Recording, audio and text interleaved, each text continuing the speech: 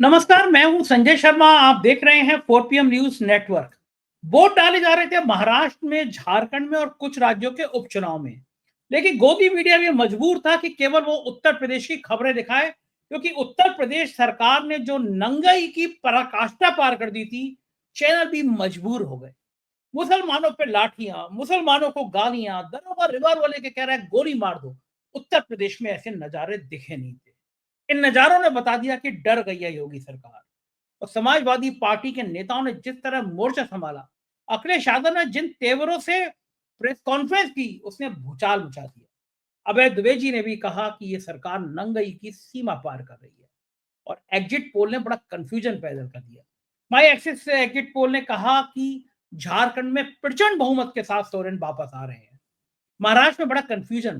कुछ exit poll Mahavikas Aghadi की सरकार बना रहे और कुछ महायुति की। लेकिन एग्जिट पोल पे भरोसा करने का मन नहीं करता, क्योंकि 2024 से पहले ये कह रहे थे अब की बार 400 पार। साहब 400 पार से ज्यादा सीटें ला रहे हैं, 350, पौने 400, 400 से भी ज्यादा। और जब नतीजे खराब आए तो प्रदीप जी आज तक के चैनल पे जो बहुत बड़ी बड़ी 400 पार की बातें कर रहे थे, फपक फपक के रोते हुए नजर आए। अभय दुबे जी से तमाम बातें की हैं इन सारे मुद्दों पर। बहुत रोचक बातचीत है। पहले चैनल को सब्सक्राइब करिए, ज्वाइन करिए और फिर अभय जी की बातें सुनिए। चलते हैं अभय जी के पास। 4 PM न्यूज नेटवर्क में स्वागत है अभय दुबे जी आपका। ये जो एग्जिट पोल आए हैं, इनको देख देख के बड़ी हंसी आ रही थी, क्योंकि लोकसभा चुनाव से पहले अब की बार 400 पार और 350 और पौने 400 और 400 भी पार जा सकती है, इस तरह सभी कह रहे थे एग्जिट पोल। और जब वो नतीजे आ गए और साहेब बहादुर जो है अपनी सरकार भी पूरे बहुमत से नहीं बना पाए, तो मुझे याद है आज तक पे प्रदीप गुप्ता जी रोने लगे, सिसक सिसक के रोने लगे कि मामला गड़बड़ा गया मेरा। 240 पे रुक गए साहब बहादुर और कहा 400 जा रहे थे। इस बार भी एग्जिट पोल के नतीजे बड़े मजेदार लग रहे थे। जैसे ही शुरू हुए तो कुछ चैनल पे ऐसे ऐसी कंपनियों के नाम चल रहे थे जिनके नाम भी हमने नहीं सुने थे कभी। पहली बार वो पता नहीं कौन-कौन सी कंपनियाँ थी। आजकल ये धंधा भी अच्छा है, चोखा है कि एग्जिट पोल दिखा दो, कल का शेयर बाज़ार इस पे काफ़ी डिपेंड करेगा। और मुझे लगता है कि बीजेपी की सरकार कुछ बना रहे थे, अगर ज़्यादा बना देते तो शेयर मार्केट ऊपर चला जाता। बड़ा कन्फ्यूजन है। मुझे लगता है जितने विश्वसनीय हैं इसमें एक्सिस माई इंडिया का एक बड़ा नाम था, तो वो तो झारखंड में इंडिया गठबंधन की सरकार बना रहे हैं। और महाराष्ट्र में जैसा आपने बताया कि वो मना कर रहे हैं कि अभी हम जारी नहीं करेंगे। लेकिन आप सालों से एक बड़ी संस्था के साथ जुड़े रहे हैं, बड़ी प्रतिष्ठित, बड़ी सम्मानित संस्था के साथ जुड़े रहे हैं और तमाम टीवी चैनल पे आप जाते रहे। आज भी आप मैं कल भी आपको देख रहा था एबीपी चैनल पे। आपका क्या मानना है, ये जो संकेत निकल के आ रहे हैं, मतदान खत्म होने के बाद जो रुझान नज़र आ रहा है, वो क्या संकेत देता है कि सरकार महाराष्ट्र और झारखंड में बनने जा रही है? संजय जी, 4-5 बड़ी एजेंसियां थी जो कि ओपिनियन पोल और एग्जिट पोल के धंधे में थी, और यही बड़े बड़े मीडिया मंचों को डेटा उनके लिए ओपिनियन पोल करती थी और एग्जिट पोल करती थी। लेकिन पिछले लोकसभा चुनाव में और उसके बाद हरियाणा के चुनाव ने इनकी साख पूरी तरीके से खत्म कर दी। तो आज झारखंड और महाराष्ट्र के चुनाव, जो कि बहुत ही महत्वपूर्ण है, महाराष्ट्र का चुनाव तो खासतौर से बहुत महत्वपूर्ण है, उसके ऊपर जितनी एग्जिट पोल एजेंसियां आ रही हैं सामने हमारे, जिनका टीवी पे महा एग्जिट पोल वगैरह करके इस तरह एक जोड़ बाकी गुड़ा भाग करके दिखाया जा रहा है, तो उनमें से किसी को मैं नहीं जानता हूं। मैं केवल एक्सिस माई इंडिया को जानता हूं। और एक्सिस माई इंडिया ने दिखाया है कि झारखंड में भारतीय जनता पार्टी के खिलाफ हवा चल रही है और झारखंड मुक्ति मोर्चे और इंडिया गठबंधन के पक्ष में हवा चल रही है। उसने दिखाया है कि 88 की विधानसभा में उनको 50 से ज्यादा, 55 से 53 या 54 सीटें प्राप्त हो रही हैं, और भारतीय जनता पार्टी के नेतृत्व एनडीए को केवल 25 सीटें प्राप्त हो रही हैं, यानी बिल्कुल उसको दूनी सीटें मिल रही हैं। तो फिर तो ये बिल्कुल उसने जो आमतौर पर समझा जा रहा था कि मैं भारतीय जनता पार्टी हावी है, उसका हाथ भारी है, उसकी बजाय उसने एक्सिस इंडिया ने बिल्कुल उल्टा दिखाया है। एक्सिस इंडिया ने एक और दिलचस्प काम किया है, उसका जिक्र करना यहाँ जरूरी है। मैं ये नहीं कह रहा हूं मुझे एक्सिस इंडिया के आंकड़ों पर विश्वास है, दरअसल मुझे किसी भी एजेंसी के एग्जिट पोल के आंकड़े पर विश्वास नहीं है, क्योंकि कोई भी एजेंसी नहीं बताती है कि भाई उसकी पद्धति क्या है, कितने लोगों से उसने बातचीत की वगैरह, कुछ नहीं पता है। इसलिए वो ऐसा लगता है हवा में से उसने आंकड़े लिए हैं और आंकड़े फिर पेश कर दिए। महाराष्ट्र के आंकड़ों के बारे में प्रदीप गुप्ता, जो एक्सिस माई इंडिया के कर्ता धर्ता हैं, उनका कहना है कि ये आंकड़े हमारे पास हैं एग्जिट पोल के, लेकिन इन्हें हम आज जारी नहीं कर रहे हैं। इनका अध्ययन करने के लिए हम थोड़ा समय लगाएंगे और कल इसको जारी करेंगे। चलिए देखते हैं कल वो किस प्रकार के आंकड़े जारी करते हैं। इसी तरीके से महाराष्ट्र के आंकड़ों के बारे में जो दूसरी एजेंसियां हैं, उसमें 2 एजेंसियां ऐसी हैं जो कि महाविकास अघाड़ी की सरकार बना रही हैं, और शायद 3 या 4 एजेंसियां ऐसी हैं जो कि महायुति की सरकार बना रही हैं। इस प्रकार की स्थिति, यानी राय बिल्कुल इस मामले में बटी हुई है। देखिए, 4 PM के मंच पे मैं बार बार कहता रहा हूं कि इन दोनों चुनावों में टक्कर बहुत कड़ी है। महाराष्ट्र में महाविकास अघाड़ी शुरुआत में स्पष्ट रूप से महायुति के मुकाबले आगे थी, लेकिन जैसे ही अगस्त के महीने में महायुति ने लाड़की बहना योजना और भाऊ योजना जारी की, उसके बाद में धीरे धीरे महायुति महाविकास अघाड़ी के बराबर आने लगी और टक्कर बराबर की हो गई। उधर झारखंड में भारतीय जनता पार्टी झारखंड मुक्ति मोर्चे के नेतृत्व वाले इंडिया गठबंधन से आगे थी, लेकिन हेमंत सोरेन ने जबरदस्त मेहनत की और रिकवरी मारी उसने, और वो भारतीय जनता पार्टी के बराबर आ गए। इस तरह दोनों ही प्रदेशों में टक्कर जो है बराबर की हो गई। जो आंकड़े आ रहे हैं एग्जिट पोल के, अगर हम उनको केवल एक संकेत माने, आंकड़ों में विश्वास करने की तो कोई वजह ही नहीं है, दरअसल इनकी विश्वसनीयता बिल्कुल गिर चुकी है। एक संकेत माने तो संकेत सीधा सीधा यही निकलता है कि दोनों जगह चुनावों में बहुत ही करारी टक्कर है, और भारतीय जनता पार्टी अपनी तमाम कोशिशें करने के बावजूद, 10,000 रुपया प्रति वोट बांटने के बावजूद, विनोद तावड़े के खिलाफ FIR करने के बावजूद, और शिंदे की शिवसेना के एक नेता के पास से 1.9 करोड़ रुपए नकदी निकलने के बावजूद इस वक्त महाराष्ट्र चुनाव जीतने के लिए संघर्ष कर रही है। महाविकास अघाड़ी भी चुनाव जीत सकती है और महायुति भी चुनाव जीत सकती है। तो बहुत ही दिलचस्प नतीजे रहेंगे।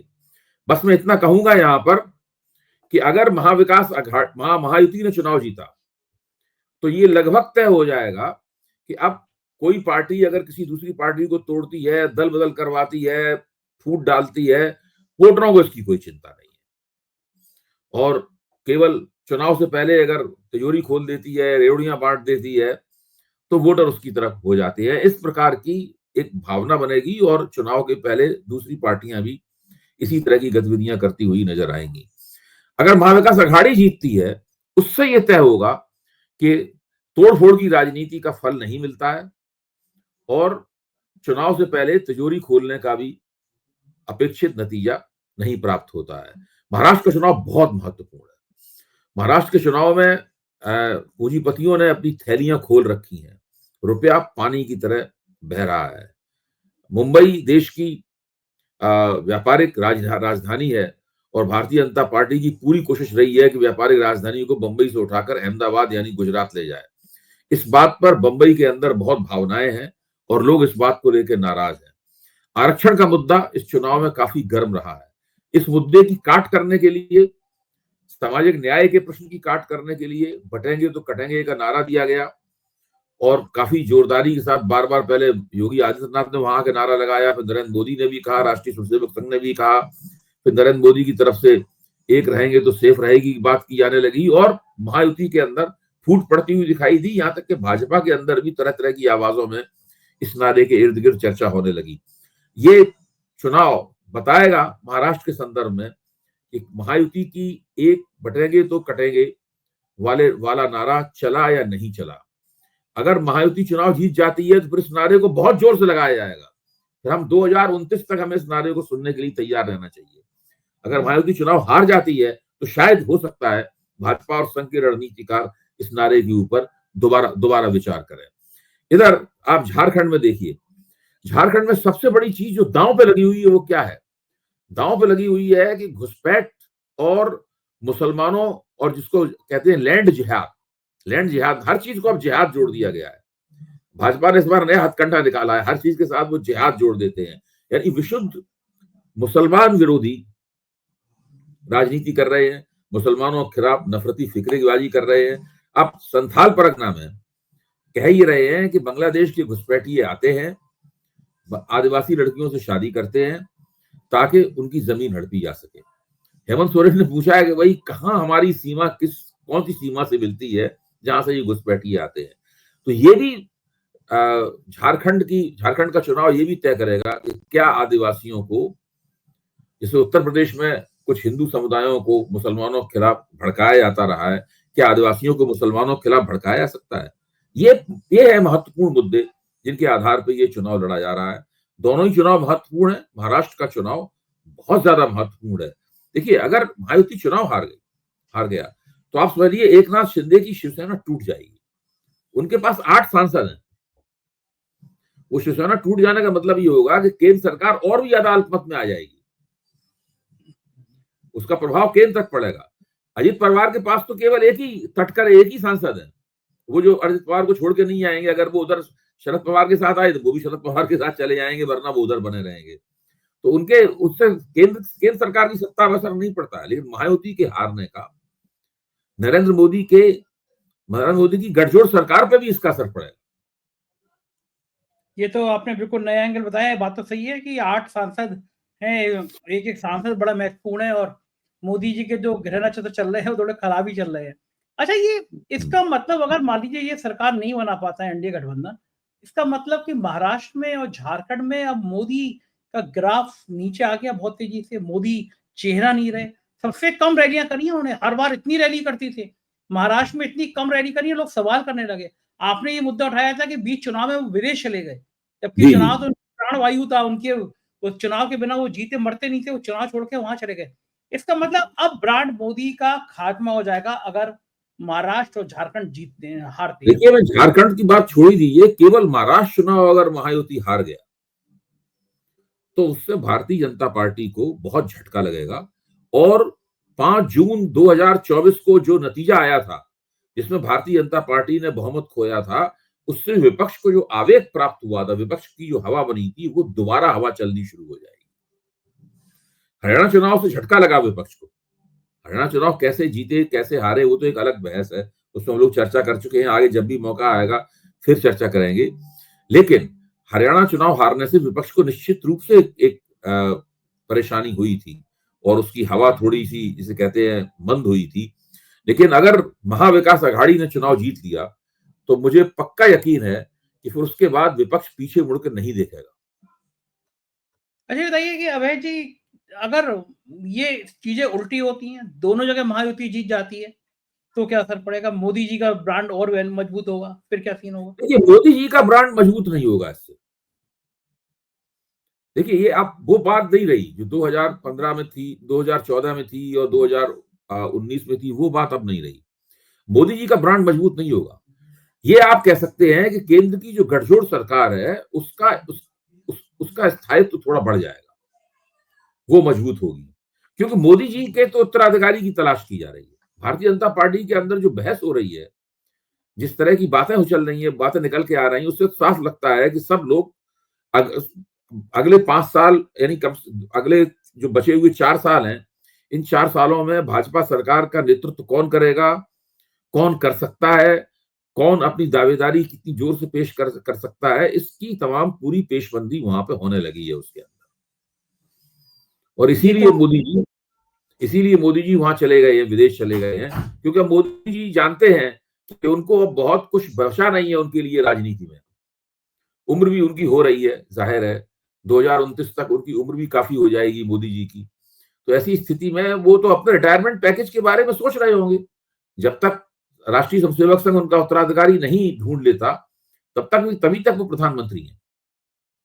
अच्छा, ये तो बड़ी खराब बात होती है। महाराष्ट्र हार गए तो लगेगा उनको कि इतनी मेहनत करी, अपना एक राष्ट्रीय महासचिव जो अध्यक्ष हो सकता था, वो बेचारा पैसे बांटते हुए पकड़ा गया, इंटरनेशनल फजीयत हुई। लोग पूछ रहे थे कि भैया ये सारा धन कहाँ से लाए हो, किसके यहाँ से? राजीव कांग्रेस पूछे किसकी सेफ से निकाल के लाए हो इतने करोड़ रुपया, और हार गए तो और ज्यादा फजीयत होगी। देखिए, विनोद तावड़े तो पकड़ गए वहां तो इंडिया गठबंधन के एक एमएलए उम्मीदवार को पता था, इसलिए उसने छापा मार दिया। फिर चुनाव आयोग को भी मजबूरन कार्रवाई करनी पड़ी। फिर ये खबर कम आई है, लेकिन भास्कर के पहले पन्ने भी ये खबर प्रकाशित हुई है कि शिंदे की शिवसेना के एक व्यक्ति के पास 1.9 करोड़ रुपया बरामद हुआ है, कैश।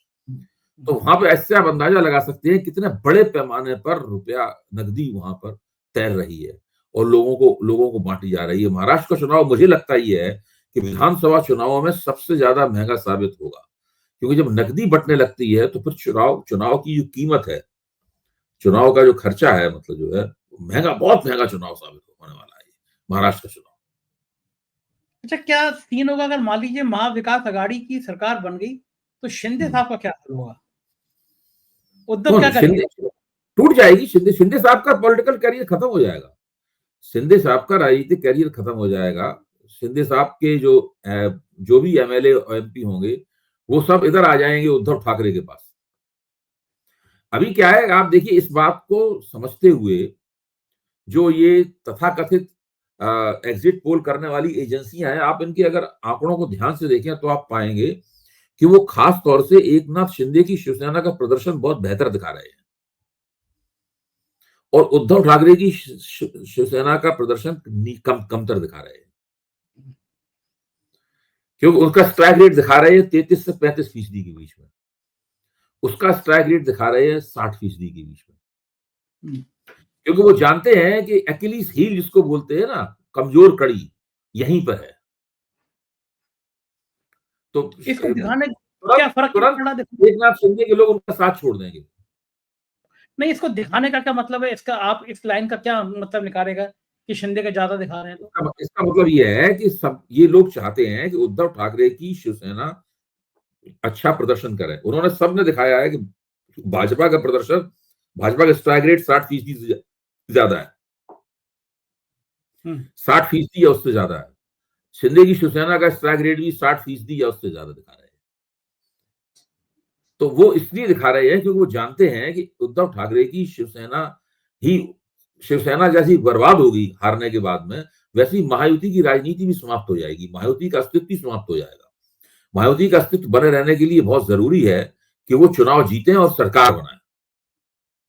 गाना था ना, वो मुझे वो गाना याद आ रहा है, मार दिया जाए या छोड़ दिया जाए, वो तेरे साथ क्या सलूक किया जाए। तो उद्धव ठाकरे ऐसी शिंदे की फोटो देखकर या शिंदे को देखकर ये वाला गाना गाएंगे अगर सरकार बन जाएगी तो, है ना? देखिए, उद्धव ठाकरे, शिंदे को तो कोई वापस लेने वाला है नहीं, क्योंकि शिंदे ने तो जो किया है वो उद्धव ठाकरे ने कभी सोचा भी नहीं था कि ये बंदा मेरे साथ ऐसा कर सकता है।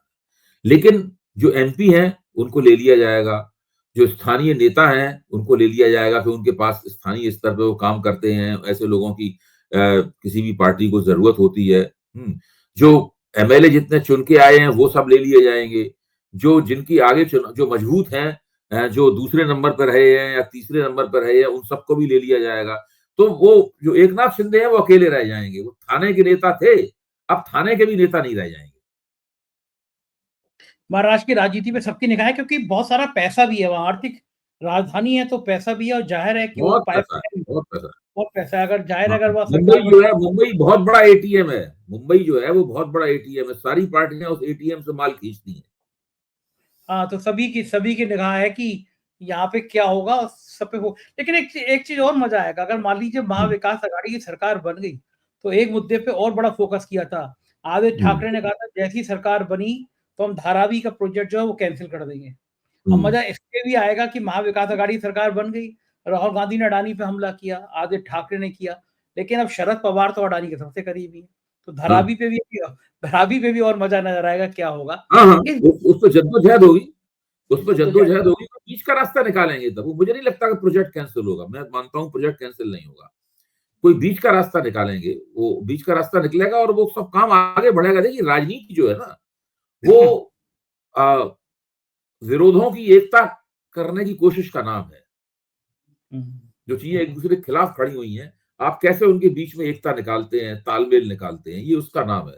आप देखिए ना, राहुल गांधी कितना भी अडानी के ऊपर हमला करें, लेकिन राहुल गांधी की जो मुख्यमंत्री हैं और जो क्षेत्रीय ताकतें हैं, वो सारी की सारी तो अडानी का निवेश लेती हैं।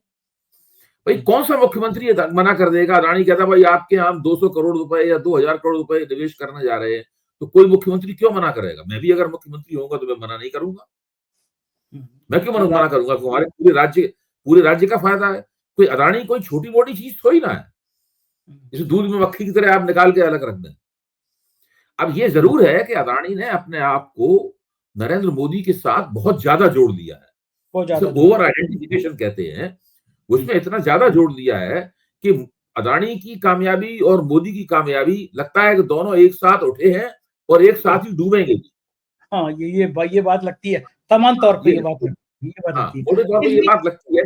लेकिन फिर भी मैं मानता हूं कि जो कारपोरेट जार होता है, जो बड़े कारपोरेट घराना है, वो ऐसी आसानी से डूबता उगता नहीं है। हिंडनबर्ग रिपोर्ट की वजह से एक बार लगा था अदानी डूब गए हैं, क्योंकि क्या हालत हो गई थी उनके शेयरों वगैरह की। लेकिन फिर से देखिए वो संभल गए। उसमें उसमें सही सरकार ने भी उनकी मदद की, मीडिया के एक बड़े हिस्से ने उनकी मदद की, शरद पवार जैसे लोगों ने, विपक्ष में से ही मदद मिली उनको, तो वो संभल गए।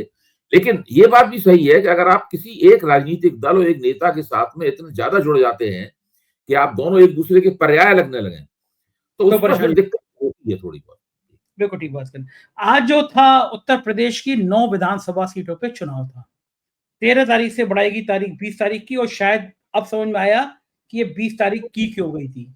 लगा था, लोगों को लगा था, सरकार को लगा था कि 20 तारीख को महाराष्ट्र और झारखंड पे फोकस रहेगा, हम उत्तर प्रदेश में कुछ भी करते रहेंगे, पता नहीं हम्म, चलेगा। लेकिन हम्म, उत्तर प्रदेश में आज इतने विस्फोटक हालात हो गए कि मैं देख हम्म, रहा था कि दिन भर गोदी मीडिया के चैनलों पे भी ना महाराष्ट्र की खबर चल रही थी, ना झारखंड की चल रही थी। संजय निरुपम ने कुर्सियां फेंक दी, दुकानें बंद करा दी, जरा सी देर चली। पूरे दिन भर ये चलता रहा कि मुसलमानों को कैसे-कैसे परेशान करा जा रहा है। उन्हें गाली दी जा रही हैं, उन पे लाठियाँ चलाई जा रही हैं। कानपुर में तो गजब हो गया। 90% मुस्लिम जगह जिस जगह थे, वहाँ की सड़क ही खोद दी गई कि 1.5 किलोमीटर घूम के आओ तो वोट डालो। लगा कि लोग जाएँगे ही नहीं। और कई जगह कुंदरकी में, मुजफ्फरनगर के मीरापुर में ऐसी-ऐसी तस्वीरें सामने आई, एक दरोगा खुली पिस्टल लेके, केवल 10-12 महिलाएँ हैं, कह रहे गोली मार दूँगा। क आधा दर्जन से ज़्यादा पुलिसकर्मी सस्पेंड किए गए। अखिलेश यादव ने बड़े गुस्से के साथ प्रेस कॉन्फ्रेंस करी। मतलब मुसलमान वोट ना डाल पाएँ, इसको रुकवाने का ऐसा इंतज़ाम मुझे तो याद नहीं है पहले कब देखा गया। 9 देखिए विधानसभा। बिल्कुल नंगई है संजय जी, बिल्कुल नंगई है। उत्तर प्रदेश में जो हुआ है, योगी जी किसी भी कीमत पर इन उपचुनाव को जीत लेना चाहते हैं, क्योंकि उनको लगता है कि उपचुनाव को हम नहीं जीते तो फिर हमें हमारे पक्ष में जो खड़े हुए हैं राष्ट्रीय स्वयंसेवक संघ को भी उन्हें बचाने की कोशिश करने में दिक्कत होने लगेगी, कि कुछ कहने के लिए फिर रह नहीं जाएगा। और चूंकि पूरे राज्य में चुनाव हो नहीं रहे हैं, पूरे राज्य में चुनाव होते हैं तो सारे चुनावों में इस तरह का मैनिपुलेट कर पाना बहुत मुश्किल होता है। तो अब 9 जगह चुनाव हो रहे हैं, तो वहां पे कुछ शासन प्रशासन का बेजा इस्तेमाल से किया सकता है। देखिए, जिस अभी दिव्यांग ने मुझे बताया कि जब याद कीजिए, जब चौटाला के जमाने में हरियाणा में मेहम में चुनाव हुआ था, तो वहां पर जो पत्रकारों के सिर फोड़े गए थे, उसमें दरोगा लोग इस तरह से पिस्तौल लहराते हुए देखे गए थे। उसके बाद में ये दूसरा सीन उत्तर प्रदेश में देखने को मिला है हरियाणा के बाद। तो ये काफी लोकतंत्र के लिए चिंताजनक स्थिति है। भाई, आप खुलेआम कोशिश करते हैं कि इतना बड़ा समुदाय जो उत्तर प्रदेश में इसकी 20% आबादी है, उसको वोट न डालने दिया जाए। ये जो पूरी कोशिश है, ये कोशिश बताती है कि भारतीय जनता पार्टी के दिल में उत्तर प्रदेश में कितना डर बैठा हुआ है। और मैं ये कहूंगा कि समाजवादी पार्टी और उनके कार्यकर्ताओं ने इसके खिलाफ जबरदस्त संघर्ष किया है।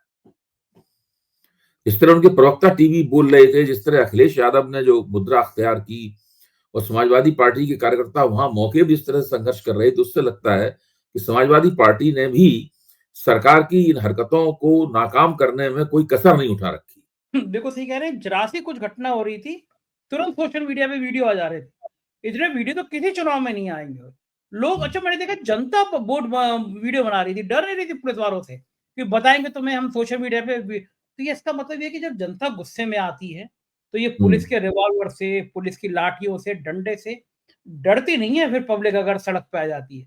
ठीक बात है। आपका क्या असेसमेंट है, आपका आकलन क्या है इन उपचुनावों का? मैंने फील्ड के कुछ पत्रकारों से बात करी। उनका कहना ये था कि इतनी जान तो किसी ने नहीं लगाई होगी कभी कि मुसलमान वोट ना डाल पाए। तब भी मुसलमान डरे नहीं, मुसलमानों ने वोट डाला। तो कोई ये नहीं कह रहा कि बीजेपी प्लस हो पा रही है। सबका मानना ये था कि इन एक्टिविटी से और ज्यादा जो वोट नहीं जा रहे थे डालने, वो भी वोट डालने का उल्टा हुआ, डरे नहीं।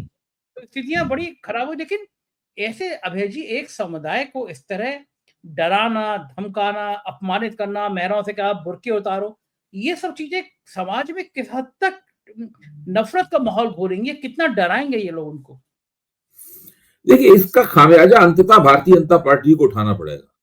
ये चीजें देर सवेर प्रकट होती हैं। देखिए, मैं कई बार कह चुका हूं कि कोई भी किसी भी घटना के राजनीतिक फलितार्थ तुरंत नहीं दिखाई पड़ते। इसके फलितार्थ दिखाई पड़ते हैं, संचित परिणाम जो होते हैं उसके बाद। मैं तो मानता हूं ये सब जो हो रहा है विधानसभा चुनावों में, उपचुनावों में, ये बटेंगे तो कटेंगे, ये सब जो फिक्रेबाजी हो रही है, एक है तो सेफ है, ये जो फिक्रेबाजी हो रही है, ये सारी फिक्रेबाजी का संचित परिणाम 2029 के लोकसभा चुनाव में, या मान लीजिए अगर मध्यावधि लोकसभा चुनाव होते हैं तो उनमें दिखाई पड़ेगा।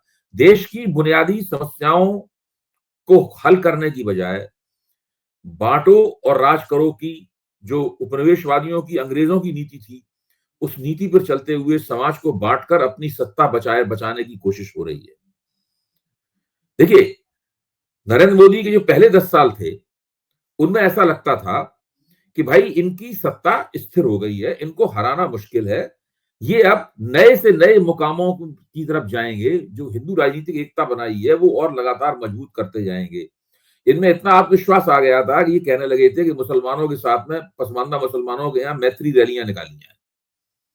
तो यहां तक बात हो गई। खुद प्रधानमंत्री कहने लगे थे, इंद्रेश जी हैं स्वामी राष्ट्रीय स्वयंसेवक संघ में, संघ की तरफ से मोहन भागवत कह रहे थे कि हिंदुओं मुसलमानों का डीएनए एक ही है, मुसलमान इस देश का नहीं है तो वो क्या हिंदू राष्ट्र बनेगा। इस प्रकार की बातें कही जा रही थी। उससे लग रहा था कि भाजपा को हिंदू समाज के समर्थन का पूरा आश्वासन है, पक्का आश्वासन है। अब उसे मुस्लिम समाज का समर्थन चाहिए ताकि उसकी वो पूरी देश की पार्टी बन जाए। दक्षिण भारत में वो लोग कोशिश कर रहे थे कि भाई हमारा समर्थन आधार बने, लेकिन इस लोकसभा चुनाव के नतीजे ने सब कुछ गड़बड़ा दिया। और सबसे पहले उन्होंने मुसलमानों के पक्ष में जो बोल रहे थे उस चीज को उठाकर उन्होंने ताक पर रखा और भयानक रूप से मुसलमान विरोधी घृणा फैलाने में जुट गए। अब उनकी कोशिश ये है कि किस तरह 90 के दशक की राजनीति को दोबारा लेके आए, लेकिन वो काट की हांडी थी, एक बार चढ़ चुकी है, अब ये दोबारा नहीं चढ़ेगी। बिल्कुल ठीक बात है, और 23 तारीख को सब चीजें साफ भी हो जाएंगी। बहुत बहुत शुक्रिया अभय जी, आपने इतना समय दिया। ये थे अभय दवे जी, और आपको लगा होगा कि बहुत शानदार बात रही। कैसी लगी बातचीत बताइएगा जरूर। Thank you.